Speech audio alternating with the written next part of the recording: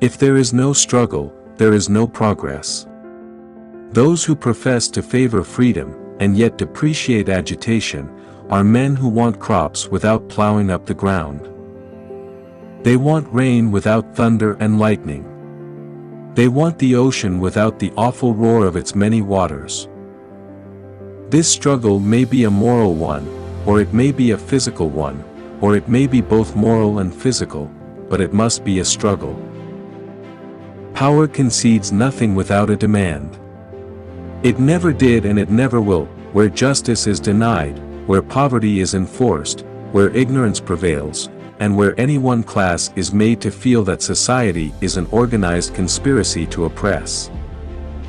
Rob and degrade them, neither persons nor property will be safe. Those who profess to favor freedom and yet depreciate agitation, are people who want crops without plowing the ground. They want rain without thunder and lightning, they want the ocean without the roar of its many waters. The struggle may be a moral one, or it may be a physical one, or it may be both.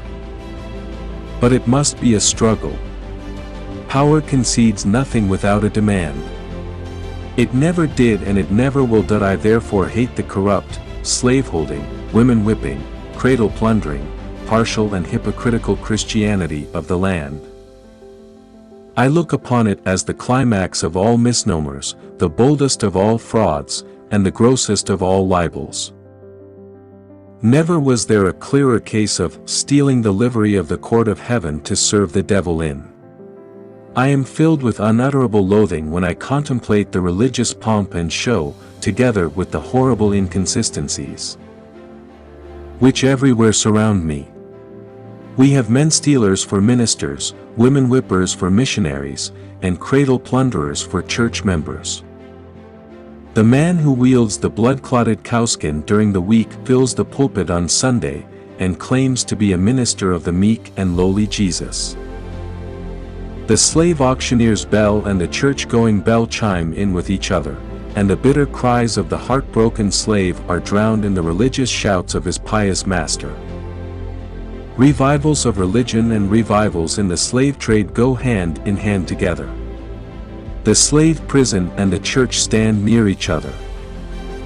The clanking of fetters and the rattling of chains in the prison, and the pious psalm and solemn prayer in the church, may be heard at the same time. The dealers in the bodies of men erect their stand in the presence of the pulpit, and they mutually help each other. The dealer gives his blood stained gold to support the pulpit, and the pulpit, in return, covers his infernal business with the garb of Christianity.